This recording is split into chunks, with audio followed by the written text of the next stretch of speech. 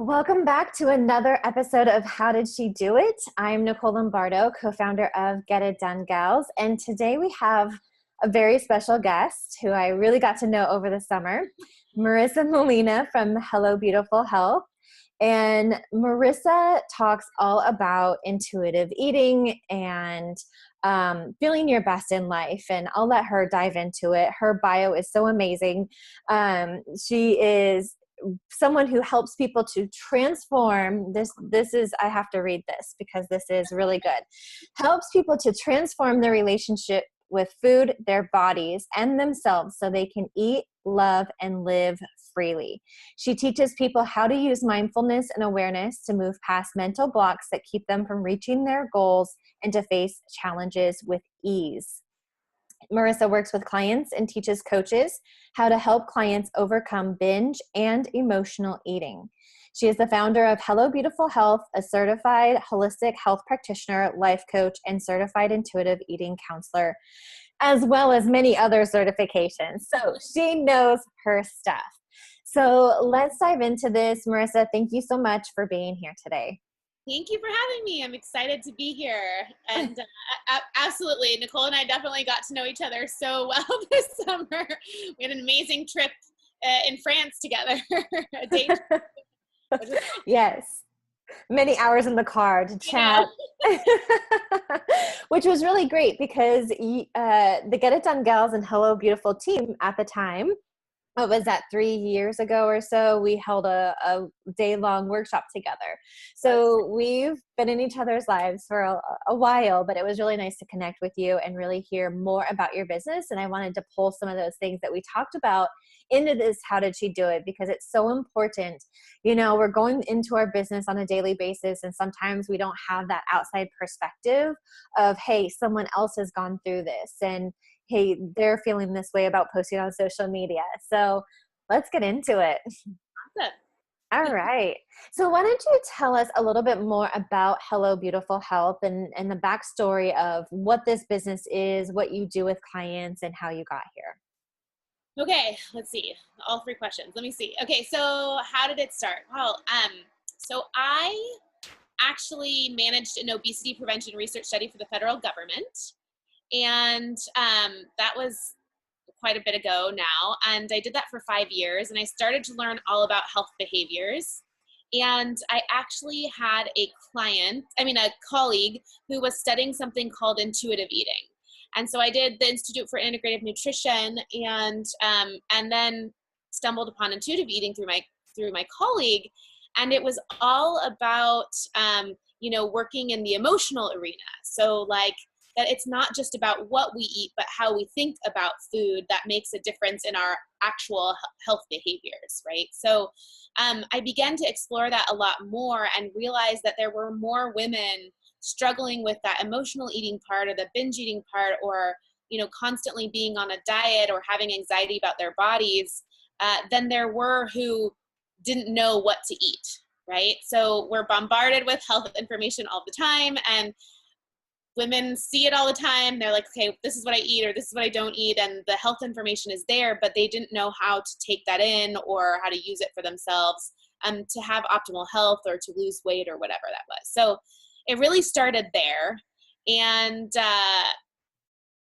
then it really kind of like morphed into my own creation. So I actually started with a business partner, and we now are no longer business partners.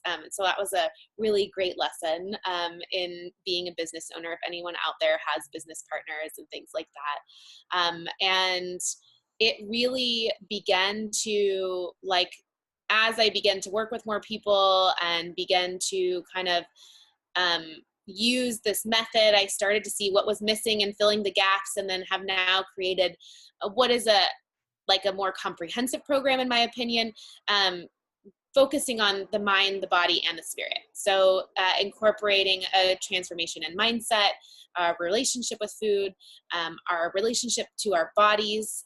How do we accept our bodies? There's really not many people out there doing work on how to love your body. They say, go ahead and do it, but no one's teaching it. And so I created curriculum doing that. And then also around spirit. And in that, it's not necessarily religiosity or anything like that, but more like self-trust, confidence, your self-worth story, all of those different conversations that we have about ourselves that get us stuck where we are, and using your intuition and that sort of thing. So it's kind of morphed into my own thing. And that was really, I think, when I really got clear about what supported my clients, like after practicing a little bit with here and there with people, and that's what you do at the beginning of your business, of what was missing and filling that gap, was when I really got excited about what I was doing. That was like really when I was like, oh my gosh, like this is amazing what I have to offer. And so I've been through a million different programs. I've done, lots of certifications and learned lots of things in the process to do and not to do, which I'm excited to share with you today. And different strategies that I've used, and really following the flow of who you are. I think like what I've learned over the last, few years is what works best for me, and how do I operate, and what do I need support with, and really like what gives me the energy to keep going, right? So like as we like move through our business, like there's things that get boring or you do the same thing over and over again, but what is it that actually keeps you excited about your business and putting your energy into those places? And that's what keeps you going in all the other areas that you don't really enjoy so much. Because there are those too. So what would you say the mistakes are how long have you been in business? Gosh, it's been, let's see. So on my own, without a business partner, it's been a year and a half. But with a business partner, it's been about 3 years, 2.5, 3 years, something like that. Yeah. Okay. Yeah. And so what are some of the, not mistakes, but those things that you kind of stumbled through and you're glad you're past that?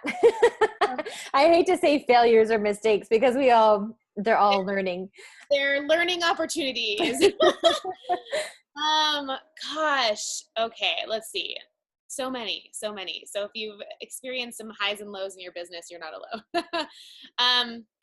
I would say, and sometimes we learn the same experience over and over again until like we really get it. So if you're having the same thing or you're experiencing the same thing in your business over and over again, then that's natural and normal. And keep looking for what needs to transform, in order to have that be better. But I think that one of the biggest things that I learned was you get opportunities thrown at you all the time. As a business owner, people are always coming to you with their advice, telling you what you need to do, or like join my program, or I'm going to show you how to make this amount of money, and I'm going to, there's just so many things. Write a book, that's going to change your business, or, speak from stage, or all those different programs that you could take. And what I have learned is to really be focused on looking at your business, like looking at it, writing down the numbers, looking at what you're good at, where are leads coming in, like who's referring you people, how are you making the money, right? And really, or like what gives you the energy to be excited and show your face and show yourself and all that stuff.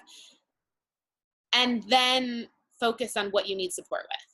So don't just join a program because someone says they're going to help you make $10,000, right? Or whatever those programs are these days. But join a program because that's what you need support with. And getting down to the dirty basics of like, what's happening in my business. Every time that I sit down and I like look at my business and I'm like, okay, like how much money have I made? Or like, where are my clients coming from? Or like what worked on my Instagram posts and what didn't? And every time that I do that, I have these huge awarenesses that catapult me into a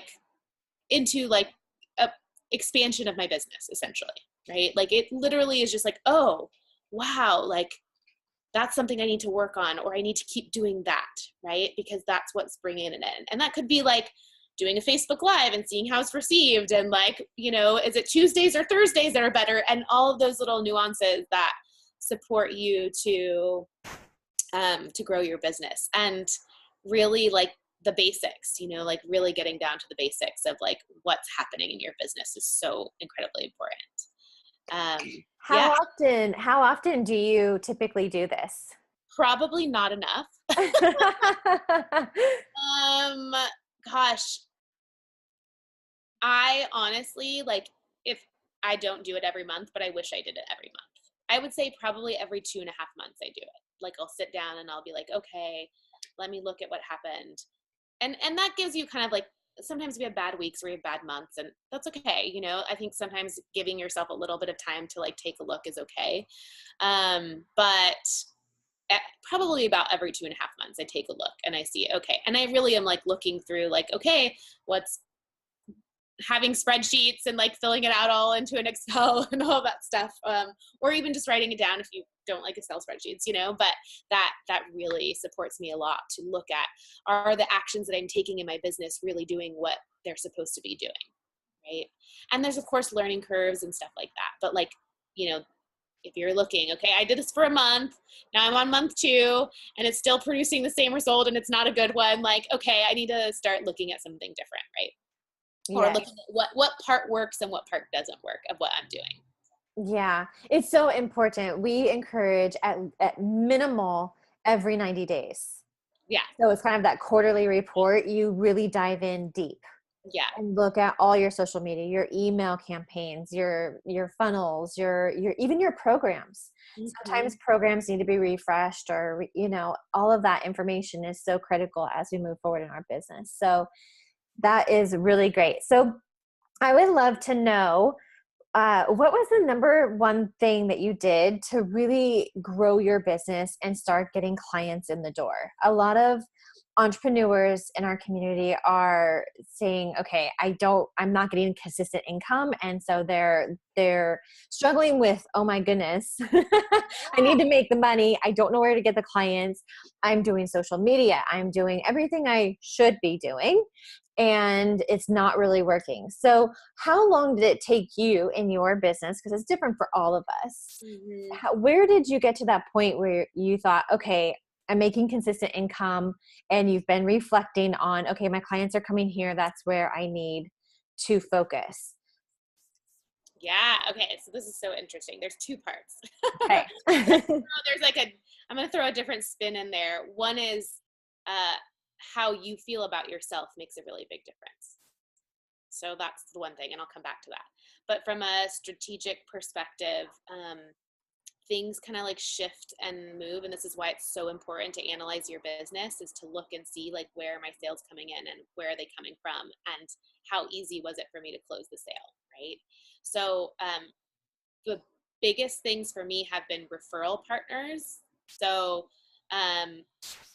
I obviously work in the emotional arena, so it could be like nutritionists. Some like nutritionists don't want to work in the realm of emotions. And so they've been my biggest advocates, because they're like, here, handle this client that I can't do. So finding like, who are the people that might come across your ideal client who want to support their clients to the best of their ability, but they can't, right? That's one thing. And then word of mouth is amazing, right? So asking your friends, asking people in your life to share about what you're up to, and really like making the connections with like people out there, which can be scary. I'm an introvert, so I get it, but like really just being out there, and you don't know when you're talking about what you do, like who's going to share with someone, or who's going to come back and say like, oh yeah, like I know so-and-so who would be interested in talking with you. And once someone kind of gets that opportunity to like interact with you and build that trust, they have that opportunity, even if they don't work with you, to refer you, or to say, gosh, like I met this amazing person, you should check them out, kind of conversation. That's to me is the easiest way, is human connection is the easiest way to generate and make sales. So cold traffic like Instagram and Facebook and all that stuff, it can happen, but it's harder to make the sale because you have to develop trust right there on that sales call. Whereas like if it's a friend of a friend, or it's someone who's getting referred to you, or another coach, or work with a relationship coach. I had a friend who's a relationship coach, and she just referred me a client because he needs to lose weight before he finds a girl. That's like something that's getting in the way of him finding a girlfriend, right? So it could be something like that. And I think they come in already ready to work with you because they've already heard about you and they've already built that trust. So I think that that's probably like my number one thing. And then coming back to the more energetic, which is like, how do I feel about myself, or how do you feel about yourself, is the second piece. And if you aren't feeling confident, if you're doubting yourself about how well you are as a coach, or if you feel like you don't have some skill that you need to have, or something like that, that you have to work on building that. That's like your area to transform, so that you can be in front of people and be like, yes, like I can totally support you with that. Yes, like I'm confident that I can help you do blank, blank, or blank, and if you don't have that, people can feel it. They're like, well, I don't know, this person's not really convinced that she can help me. Why should I invest in her, right? And there's like ebbs and flows, right? Like we have bad weeks, totally fine. But if you see that there's a consistent habit where you're like falling into this place of like not trusting yourself or not believing yourself, or you get a coach, have someone work with you, buy a book, I don't know, whatever inspires you to feel good or energetic about yourself, like that's what you want to work on. And I can tell you, like over my last, few years, that there have been times where it's just like rocky because something happens and it's disappointing.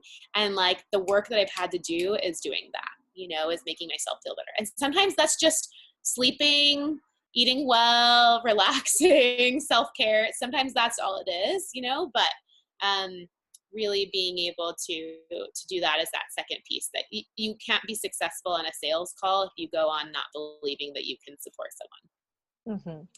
Wise words. I love that it's a two-step, because it really is, you have to be okay with yourself and your knowledge. And if you don't know something, reach out and get it, get the help, get the support. And the second thing of referral partners and word of mouth and human connection is so important. A lot of people are on social media these days and they think, oh, I just post on Instagram and Facebook and people come. And it doesn't. Yeah. And so, that's a really big struggle. And, we really try to support our community in that. I would love to hear, first of all, you had said in the last answer that you're an introvert. And I have found that a lot of entrepreneurs, we have to put ourselves out there. We have to be seen on social media, but a lot of us are introverts. We don't know what to post. We don't know what to say. We're not just going to be out there saying, I can help, So do you have any tips around how you overcame your introvertedness? Yeah. And, how do you be seen on social media and feel comfortable showing up? Yeah. Baby steps. Gosh, it's such a great question. So, going back to what I said in the last answer, which is taking care of yourself is huge. When we're not taking care of ourselves, we want to hide, right? So if you're not feeling good, if you have those negative thoughts like running through your head all the time, if you're exhausted, if you have bags in your eyes because you haven't slept for 5 days, like you're not going to want to get on social media. Your brain is not going to function to say something, to come up with what it is that you want to say, right? That's like the first piece. Like I know I'm an introvert, right? So I want to go and stay in my room and sit on my computer when I'm not feeling well, right? Like when I'm not rested or like something like that. So what supports me is like, I'm going to go get a massage. I'm going to go for a walk on the beach. I'm going to go take care of myself. So then I'm like, oh, like I feel so great. Now I can get on social media, or I can be seen or something like that. So that's one thing. The second thing, which I'm sure all of you have heard, is like, there's someone out there who needs you, that if you're not communicating, they're not getting the support that they need, right? And like truthfully, like coming from that place of contribution, I know women are so, and I know there's probably men out there too, who are contribution oriented that it's easier for us to do things for other people than it is for ourselves. So if you're coming from a place of like, oh, but like there's that girl who I could totally support, or there's that woman who I see posting on Facebook all the time, my friend who's posting about her body image issues or her negative thoughts or whatever, that's for me, right? But whatever she's dealing with, that's a person that I can reach by being present, alive, and like out there, like on social media. And every interaction that you make makes a difference. So even if they don't sign you up for as a client with you, it makes a difference for them. So coming from that place of contribution. And then, you know, the other piece of that is starting to look at like where your own negative thoughts are about yourself, all those like internal conversations, you know, and starting to kind of like work through that. And it's hard to like, you know, but be compassionate with yourself about it, right? So the truth is we all have negative thoughts. We all like sometimes are like, ugh, like I can't believe I looked like that on my Facebook Live. But the minute that you can get over that and you can realize that there's something more important on the other side of that, whether it be money that drives you or contribution to other people, whatever it is for you, because everybody's different, it makes it so much easier to be like, okay, whatever, who cares? I gotta be my like true authentic self. Right? And that's the same thing for social media, posting, Instagram, Facebook's posts. If you just be yourself, people gravitate towards you, right? It's that authenticity that they desire. It's that those different pieces of you know who you really are on the other end of it that are going to have people be like, oh my God, this woman knows what she's talking about, she's speaking to me. So let's say you're having a bad day, go ahead and post about it, right? And what you're doing to get out of it, right? Or like if you're a health coach and you think you need to eat perfectly all the time, better, you know, you're actually better off posting like, you know what, today I did this and here's what I'm going to do about it tomorrow, right? And that's like, it's really like being authentic about your life and being okay with it, wherever you're at is where you're at, right? And it's totally perfect, and people love it. People love to be seen and be heard and be understood, and you're doing that by being vulnerable and authentic, like on your social media. Great tips. Great tips. I have been taking tons of notes over here because we put these into blog posts. And so all of these will be on the blog post because these are really great tips. Because, you know, if you're in business, you do have to be seen and there has to be an end goal. You either have to get new clients or grow your community. And all of these, you know, if you're feeling like you just can't show up on social media, come back and listen to this recording or go to the blog and read, because we'll have all of this written down for you. So thank you so much for sharing all of these. They're so good. So I would love to kind of get into the marketing of your business. I'm going to leave the last part of this episode talking about energy and intuition and a lot of the stuff that we chatted about in the car, the fun stuff that nobody really talks about. So I would love to hear about your marketing and what you do to get clients, because you told me that you haven't really had a problem with, you know, just consistency. And so I think that a lot of people who are in the community can say that they themselves or know somebody that's not getting really consistent clients. So I would love to dive into that. And also I want to talk about your divine dinners.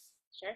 Yeah, because I don't know, is that marketing or is it you just being creative, you know? And I would love to get into that a little bit. Yeah, absolutely. So I've tried a lot of different marketing strategies. So if you're like out there and you're still looking for the right one for you, like keep looking, right? Yeah, we all have. It's Yeah. that's part of that analyzing it every 2 to 3 months. Yes, Yeah. exactly.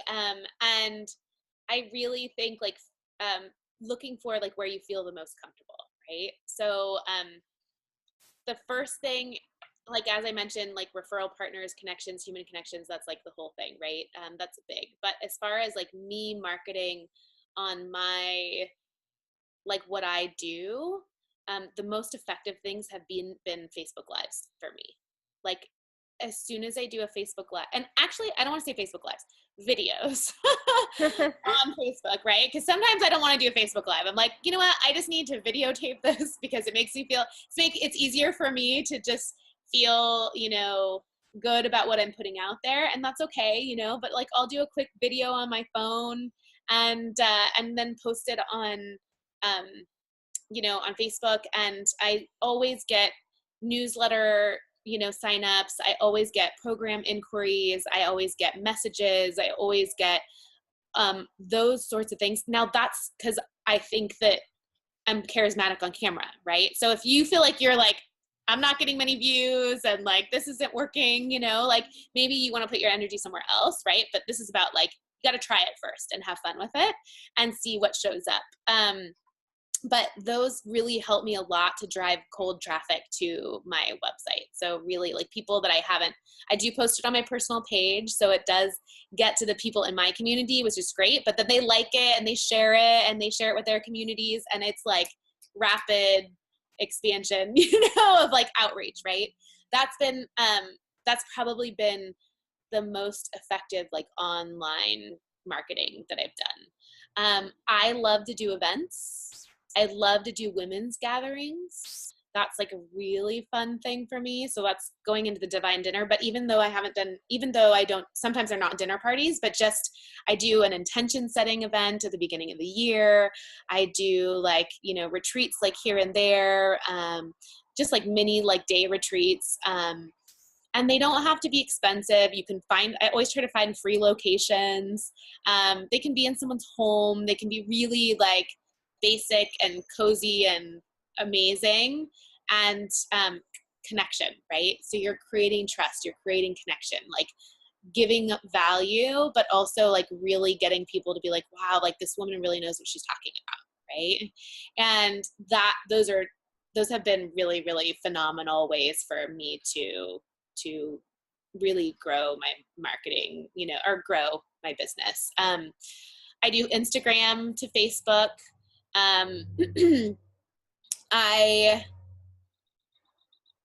Instagram, it happens every once in a while that someone comes through, but for me, my target audience is more on Facebook. They're a little bit older. They're,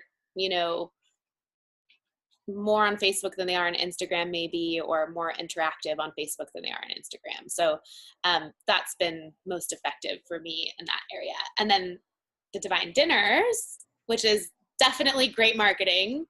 And I would say, so what I did, I'll tell you what the divine dinners, because you don't know theirs. So the divine dinner series was originally created because I teach mindful eating.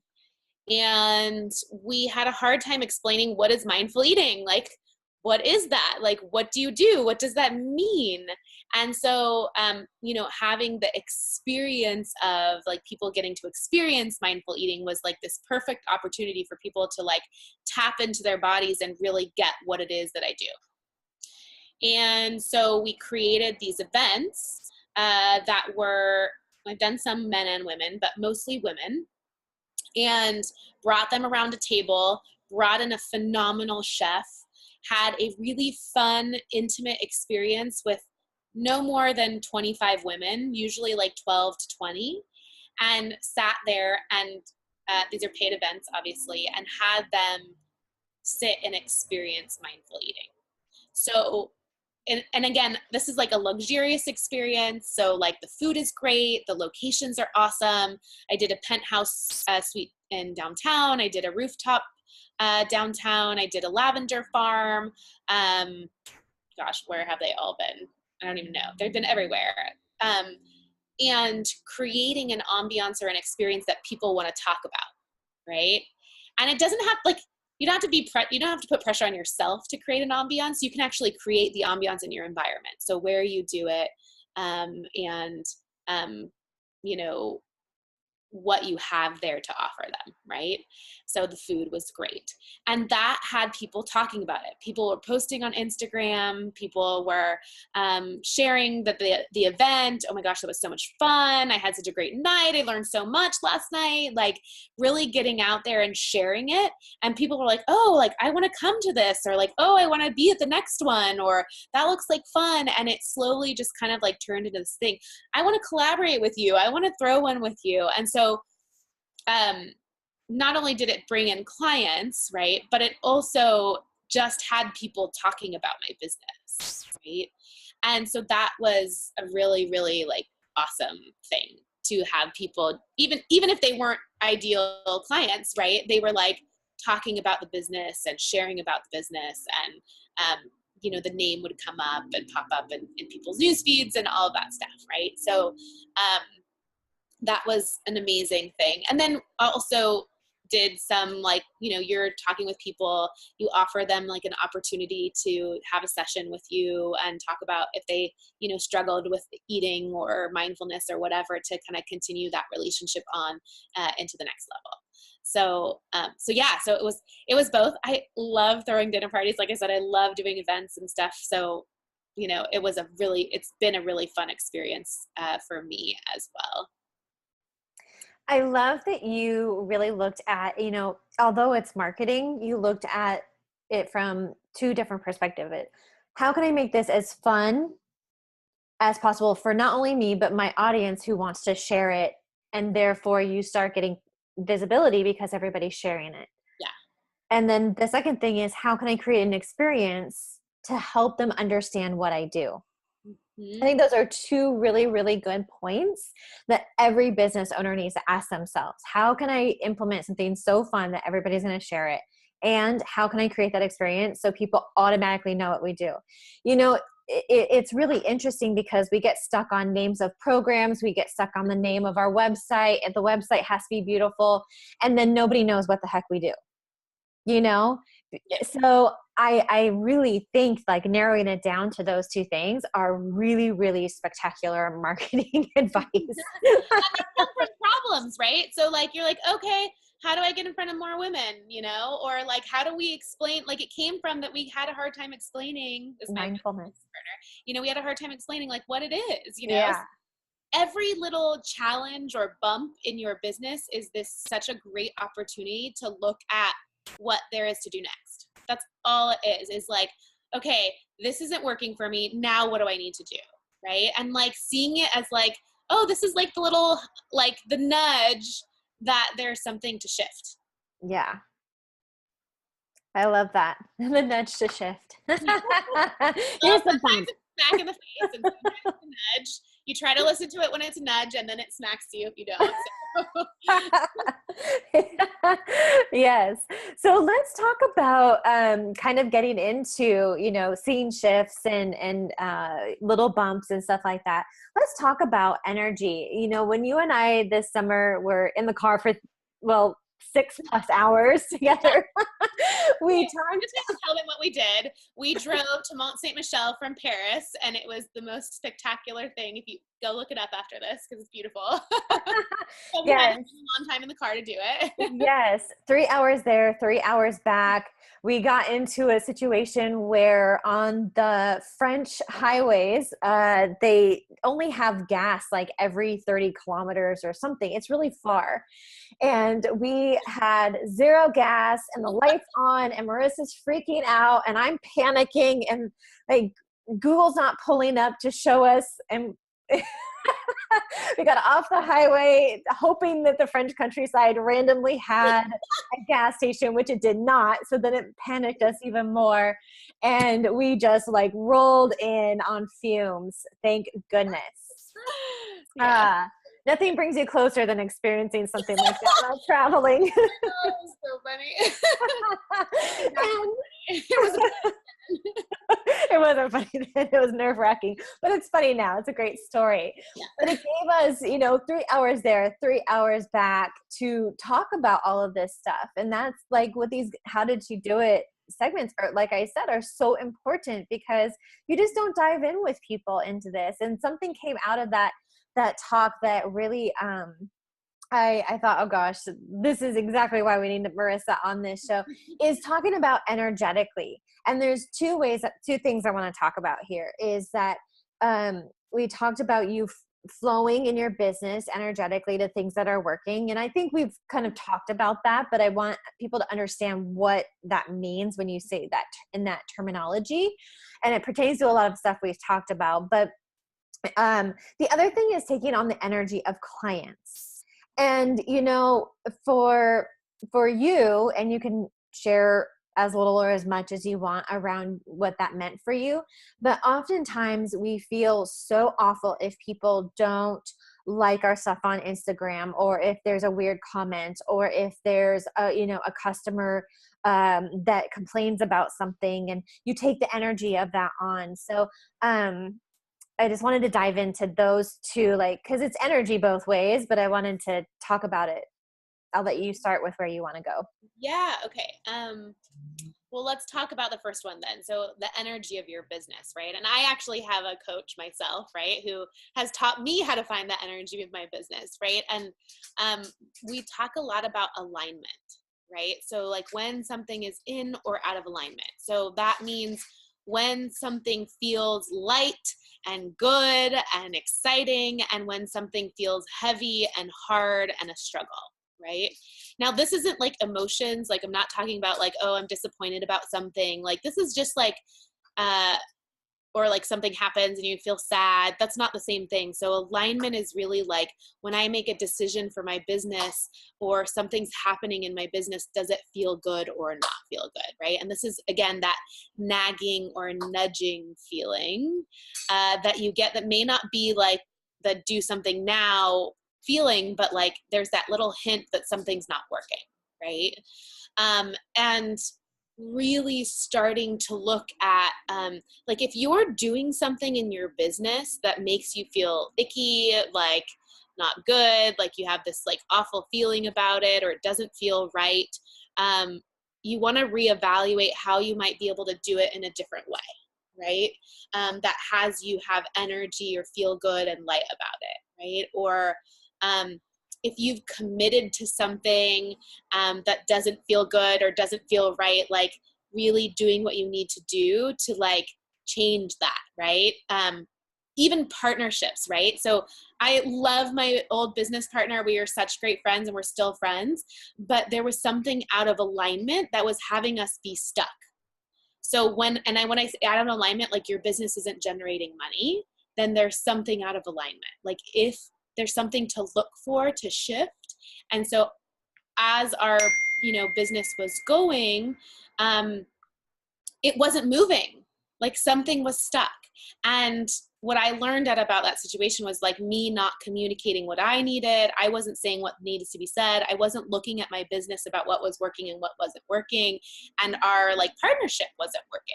And there was nothing wrong with either of us. It's just that the partnership wasn't working. And so as soon as our partnership ended, business started to flow. Like no kidding, like clients started to come in. And again, this is like energetic. There's no logic to this. And I can't explain to you like why this happens, except for that you become more in alignment when your energy starts to feel free and clear, when you're making decisions that are best for you. So there's going to be all kinds of people out there telling you to do X, Y, and Z, but you have to discover what works for you, right? You're going to get a lot of suggestions, a lot of recommendations, and you're free to try them out, but to feel like, how does this feel? Like, how is this working? Is this actually like having energy flow into my business? Am I feeling really wonderful about this? So that's really the energetics of making decisions for your business, right? Or it could be the positive thing, right? Like you just have this little nudge, like I got to reach out to so-and-so. Listen to that.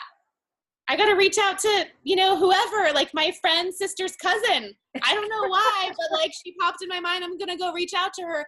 That could be a client for you, right? Like that could be, or some partnership or connection or whatever, right? So as those things, those are like little energetic things. They're like pulls, they're little nudges. They're like little intuitive hits that you need to like look for something else or get yourself into alignment,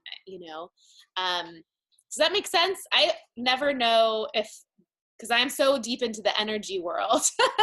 Do you have any questions about that? I'm so deep into the energy world too. And that's why I think it's important to, we say the energy, taking on the energy of clients, and you'll get into that in a second, versus following the energy in your business. And I think that we talk about alignment and energy and mindset and all this stuff. And some people just say, I don't know what that means. Or, telling yourself a story and they go, I don't know what that means. Okay. Yeah. Yeah. Let me give a little perspective to that then. I'll just say this one thing. And just for the non-spiritual people out there who are like, this is too much, I don't get it, right? I want you to, following the energy of your business is where money flows. So from the perspective of reviewing your money flow, reviewing your referrals every 3 months, that's an action you can take to follow the energy of your business. Okay. And then the second piece of that is looking at sorry, that's totally my computer. So following the energy of your business could also be feeling really heavy about working with a particular client. God, it feels really difficult. They're really being a struggle to they want a discount. They want, and if it feels super heavy and it's feeling like, God, this isn't fun. This is not turning, you're probably not meant to work with that client. Right. So that's in the perspective of reality, how that shows up. Right. And also from your own energetic perspective when we talk about mindset, so how you feel about yourself. So we generate our own energy by feeling positive or good about ourselves, and that then dictates our actions of what we think is possible, of what actions we can take. So if you're feeling bad about yourself, or you're not feeling confident, you're probably not going to reach out to the 5 people that you should reach out to this week. And that's just an action, right? But your energy is that you've got to work on your energy in order to go and take those actions, right? So they're not it's not just all woo woo. It's related to the action, right?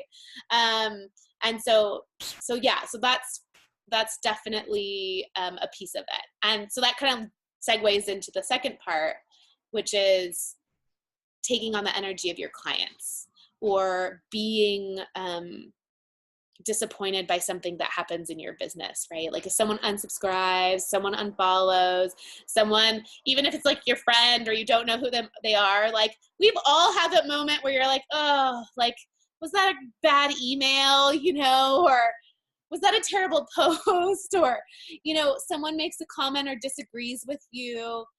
And it happens to all of us. So you're not alone. Right?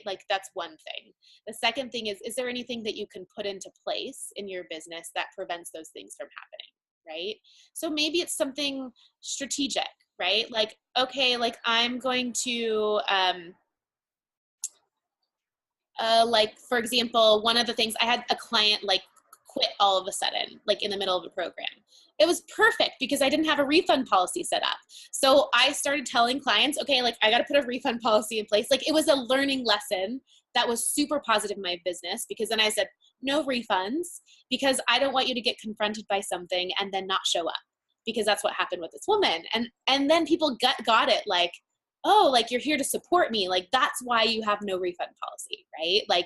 And it actually helped my business to flow and to communicate what there was, right? So it could be something strategic to put in place. And then, you just know that you're not alone. We all have people who unfollow, who comment, who say weird things, who say negative things. And as you grow to be bigger, and as you have more influence, and as you scale your business, these little things along the way are teaching you to be resilient and perseverant, and to learn to change your mindset for when you become you have your $1 million business, and there's all kinds of people coming at you that have differences of opinions, right? Because the more attention you have, the more that you're going to gather. So every time you have that, just kind of sitting with it and being this is preparing me for when I'm going to be really big, this is preparing me for that, opportunity of a lifetime that's going to come. And starting to kind of see these little things that happen along the way, not as like a judgment or criticism of something being wrong with you, but as like an opportunity to shift something about your business or to look at something differently or to prepare you for what you're about to encounter. Yeah, it happens to everyone. There's, I was sharing with you before we started going live that we had encountered something, and we were working with our coach at the time. So it was like, we got the email, you feel funky about it, you don't know what the heck to do. Thank goodness you're working with your coach that day. And, she just said, hey, welcome to the club. Like, welcome to the leadership club, really. Yeah. This is leadership. You're going to have exposure. People are going to see it. Stuff is going to happen. And that means that you're out in the world doing something. It means you're not hiding. And it does, like you said, you have tools, you put something in a place, you make a change, you prepare yourself for, just the growth, because no matter what, there's, unfollows, unsubscribe, there's clients that, that it's a little bit heavy. And I always say when clients come to us and they're kind of bummed about something, I always go back to, well, it's not about you. It's not about you. Yeah. It's about you helping this person. If they don't want it or can't or don't want to follow, it's not the right fit. It's totally not about you. Yep. And when we step into just, hey, I'm gonna put the strategy in place, cover myself with the contract. It makes it so much easier. Like you said, as soon as you put that into the contract, those people realize that you're there even in a stronger position to help them. Yeah. Versus, oh, I can be wishy-washy about this. No one needs a coach that's going to let them be wishy-washy, because they will not make the progress they need. So it's all learning tools. Yeah, absolutely. And I think one of the biggest things I learned in my first year of business is like being disappointed, like with how your clients do, right? And I want you to look at the clients that actually do what you ask of them. Don't look at the ones that come back week after week and haven't done what you asked them to, right? Now, if your clients who are doing everything that you asked aren't seeing changes or aren't getting, I don't want to say changes, getting value, because we don't know how the value is going to show up, right? It may not be how you expected it to. Then there's something to learn about, like, okay, what else am I missing that I can provide to this person? Now, if you judge yourself based on the clients that aren't doing the work, it's not your problem. It's not your fault. Like, you're giving them all the tools that they need, and they have to be responsible for taking that next step and actually doing that you ask. And I get it, because I was like so upset by that in my first year of business. I wanted to help everyone. I wanted everyone to have like an amazing transformation. And honestly, you put the effort out there, and even if they don't follow the protocol, and even if they don't like do all the steps, like they end up coming out with a transformation. You just don't, it's maybe not what you expected, right? I haven't had one client that didn't have some sort of value that they got out of working together, even if they didn't, lose weight, or they didn't get to like their end goal, or they didn't accomplish like what they thought they were going to accomplish. They're no kidding, have gratitude for whatever it is that they developed or got value from too. So it's not like it goes to waste, even if someone doesn't meet their expectation, and also to not judge yourself for those people who are really like not putting the effort into it. I love that. Thank you for sharing that. I thought that was such an important piece. So what we spoke about, earlier this summer is really not taking the energy of your client on, but really looking at overall, are people getting value in making changes? Because that's what's most important. When people come to us and they say, well, what are my results going to be? Well, you have to put in the work. It's a case study. It all comes down to numbers. Yeah, totally. and action. If you take the action and do something, you will always learn, you will always move forward in some capacity. 100%. Yeah, definitely. So don't be hard on yourself. I wanted to go back to one of the things you said about marketing is that you said that you do the video, that people are resonating with that, and you're getting the message across, and you might do a recorded video or you might do a Facebook Live. I would love to know what your strategy is there. Do you just get on and go off the cuff and kind of speak from that, like okay, I'm just here and this is what's on my mind? Or do you kind of pencil it out and then have a call to action? Um, it usually, like, again, introvert over here, right? Like, I have to have a purpose for getting online. Okay. So typically, yes, I have an intention, right?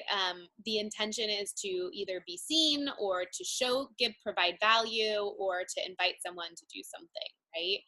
Um, and I think that, like, so what I do normally is I do an outline of what I want to talk about. I am not good at memorizing something. It never works out well. It's totally awkward. It's really uncomfortable unless you're sitting there practicing something that you memorize like 20 times in the mirror, which I don't recommend, because not going to put anything out there ever, because it's going to take you too long to produce. But really just like having like an outline, maybe a summary that you kind of like go over some of the main topic points, and then flowing from there. So that's typically like, okay, I have a topic in the back of my mind. You guys are the experts. You know what you're talking about. I have a topic in the back of my mind that I want to discuss, and to just talk about it. Facebook Lives are great because you have interaction, so it gets you more pumped up and excited. And I think videos are better if you're like, okay, there's something I really want to say, and I want to be on my soapbox for a moment, and share something of value. And there's not bad being on a soapbox; it's great. Really just like, you want to like be intentional about what you're saying. Do an outline. Just like, I want to hit these points. I want to say these things. And when you're in your comfort zone, people can feel it, right? Like, I get people all the time and they're like, oh my God, you're so great on camera. And I'm like, oh my God, you have no idea how like hot and sweaty and like nervous I was to do that, right? But people have no idea if you're in your zone and you're just being yourself, and you're, communicating what you know, because you're the expert, right? Like, you're the person who does this. This is your passion. Even speaking from passion is great. That really, really helps a lot. But yeah, no memorizing. Scripts are awkward. If you can do it off the cuff, I 100% recommend it. 100%. Give yourself an outline. I think that that's sufficient. I always write myself an outline, and I always refer back to it. Like, okay, have I missed anything? I went down a few rabbit holes, excuse those, and just be really real with it. Totally. Yeah. 100%. So thank you so much. Okay. So if someone is looking for you, who is the best client that you work with, and, who can, from listening to this, if they want to look at their emotional eating or mindfulness, tell us more about your ideal client, and then where we can find you, and also tell us a little bit about your membership. Okay. Yeah, totally. So, all right. So people that I have two arenas. So I work with women who really are challenged by like sticking to a healthy diet, right? So like, those ups and downs of dieting, like I'm really good for a week and then I'm terrible, or that really feel guilty all the time about eating and it makes them eat more, or struggle with emotional binge eating, things like that. So if you're someone out there who is challenged by that, or challenged by your body image, and that's like getting in the way of you being out in front of your clients or something like that, that's like my expertise. Like, I'm here to support you or someone else to like feel comfortable in your own skin, be your true authentic self, and have food not be like something that revolves around in your head and interrupts like what you're out there to do in the world, whether that be your family or work or whatnot. That's kind of that arena. And then I also work with coaches who want to be able to provide that to their clients. So I know that if you're a health coach who's like in the beginning and you're like all about food and nutrition, you'll start to see that there's clients that you can't help or support because there's something else behind it. So if you want to know more about behavior modification, or like empowering people to make changes around food because they're maybe sticking to your plan and then binge eating or something like that, I support people with that. Like, how do you coach your clients, like, from a lifestyle perspective or from a behavior modification perspective. So those are kind of where I'm at. And then I do a lot of mindset work, because I feel like mindset, it helps with your relationship with food, your body, yourself, your life, your career, your relationships, like all of that is all up here. And so I have something called the Elevate Your Inner Light membership. And it's a monthly membership that is ridiculously inexpensive, and you get to be with me live and get coaching if you want to, and like here on Zoom.